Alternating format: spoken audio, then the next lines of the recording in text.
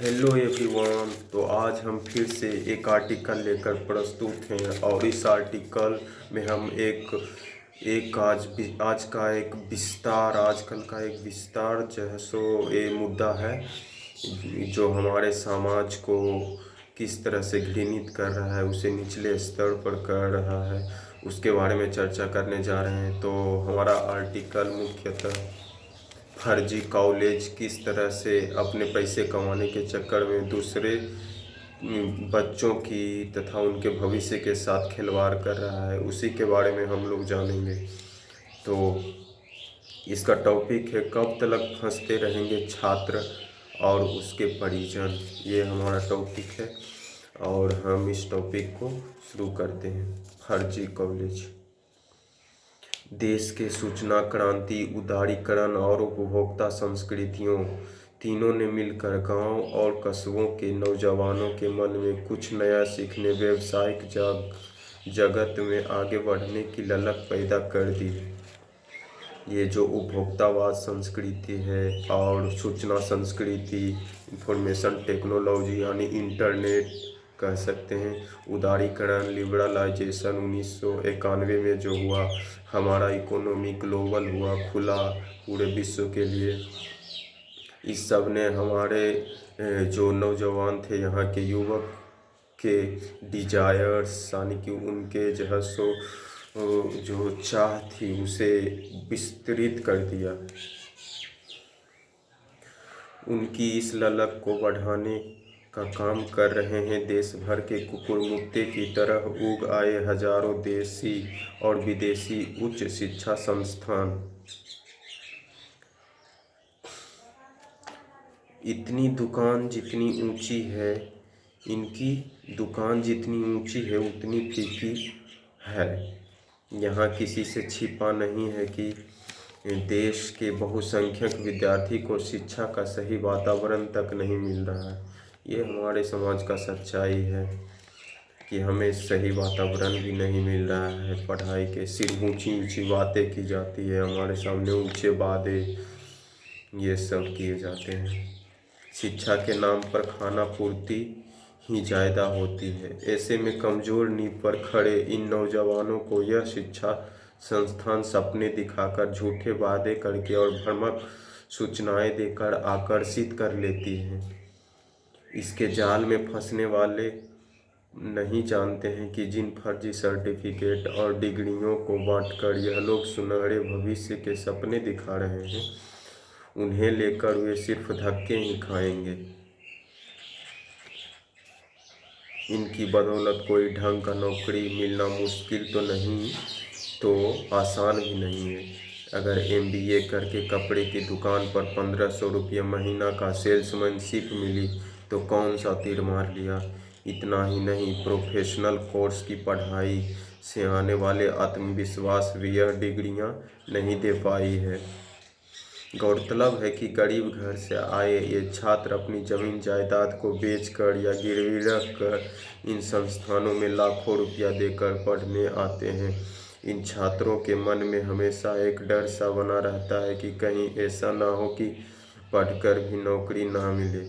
यदि सर्वेक्षण किया जाए तो यह बात सिद्ध भी हो जाएगा कि लाखों रुपया देकर दाखिला लेने वाले इन इंजीनियरिंग, मेडिकल और मैनेजमेंट कॉलेज में ज़्यादातर छात्रों को वर्षों तक माकूल रोजगार नहीं मिलती। बात बिल्कुल सच है दोस्तों। यह तो उन लोगों की बात है जो जानते बूझते हुए डिग्रियां लेते हैं, लेकिन भारत में बहुत ऐसे भी शिक्षण संस्थान भी हैं जो असली होने का दावा करते हुए लाखों लोगों को सर्टिफिकेट डिग्रियां बांट चुके हैं, जबकि ये पूरी तरह से फर्जी और काल्पनिक है, जो वास्तविक जीवन में, वास्तविक वर्ल्ड में एग्जिस्ट ही नहीं करता है।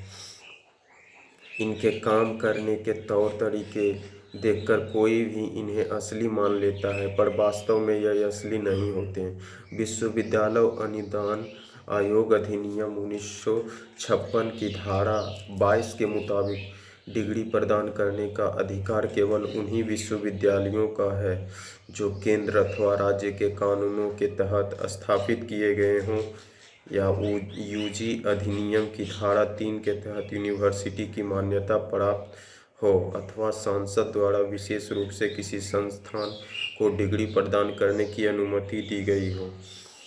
इसके अलावा अन्य कोई भी विश्वविद्यालय डिग्री प्रदान नहीं कर सकता है। यदि वह ऐसा करता है तो कानूनन गलत है जी। यूजी एक्ट की धारा 23 के मुताबिक केंद्र, राज्य तथा प्रांतीय अधिनियम के अंतर्गत गठित विश्वविद्यालयों को छोड़कर किसी भी अन्य संस्थान को अपने नाम के साथ यूनिवर्सिटी या विश्वविद्यालय शब्द का प्रयोग करने की अनुमति बिल्कुल नहीं दी गई है।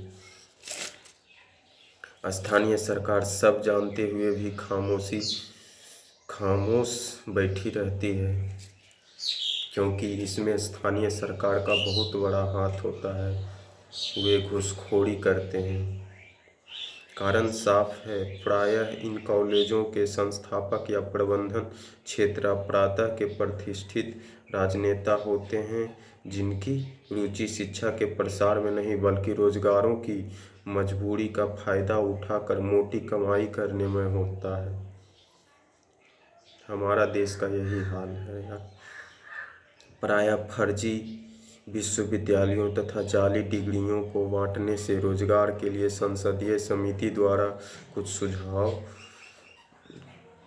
सुझाव जाते हैं, जैसे यूजीसी या शिक्षा विभाग जाली विश्वविद्यालयों व संस्थानों की एक सूची बनाएं। यूजी तथा शिक्षा विभाग अखबारों में छपने वाले फर्जी विश्वविद्यालयों के विज्ञापन के बारे में प्रेस काउंसिल ऑफ इंडिया तथा एडिटर्स गिल्ड को अवगत कराकर अखबारों में ऐसे विज्ञापन को प्रतिबंधित करवाएं।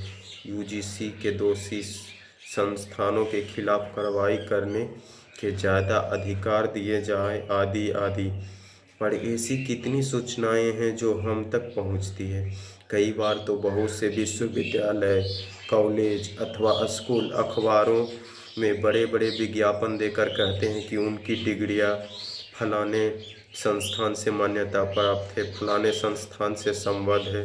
कई तो कुछ कदम आगे बढ़कर जाली नाम वाले विदेशी संस्थानों से भी अपनी संबद्ध दिखा देते हैं।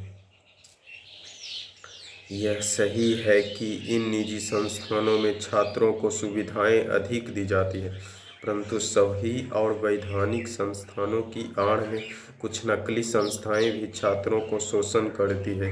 उनके अभिभावक परिजन को शोषित करते हैं, पूरी तरह से उन्हें भ्रमित किए जाते हैं। परंतु कुछ नकली संस्थानें छात्रों को शोषण करती है, इससे इनकार नहीं किया जा सकता। कुछ मामले में तो देश के नामी विश्वविद्यालय के उच्च पदस्थ अधिकारी भी इन संस्थानों के कामकाज में शामिल पाए गए हैं।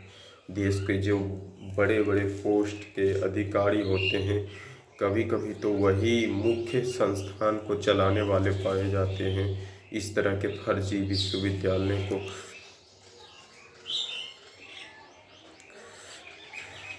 संस्थाओं में कामकाज में शामिल पाए गए।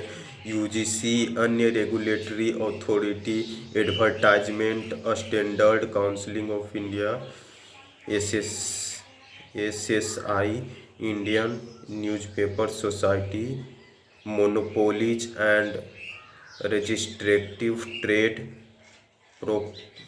प्रैक्टिसेस कमीशन को एक साथ मिलाकर एक ऐसी प्रक्रिया तैयार करनी चाहिए जिससे ऐसे धोखेबाज विज्ञापन पर रोक लगाया जा सके। हमें भ्रमित विज्ञापनों से बचना चाहिए और हमें खुद उस पर स्टडी करके किसी भी विश्वविद्यालय पर विश्वास करना चाहिए या किसी एडवर्टाइजमेंट पर विश्वास करना चाहिए। आजकल हमारे आसपास बहुत सारे भ्रमाकाउर फर्जी विश्वविद्यालय तथा शिक्षक हैं जो अपने आप को बेहतर बताते हैं, परंतु ये वास्तव में होते नहीं हैं। सो धन्यवाद, सावधान रहिए, आपके अच्छे भविष्य की कामना करते हैं। धन्यवाद। तो हमारा अगला आर्टिकल फिर आएगा। धन्यवाद।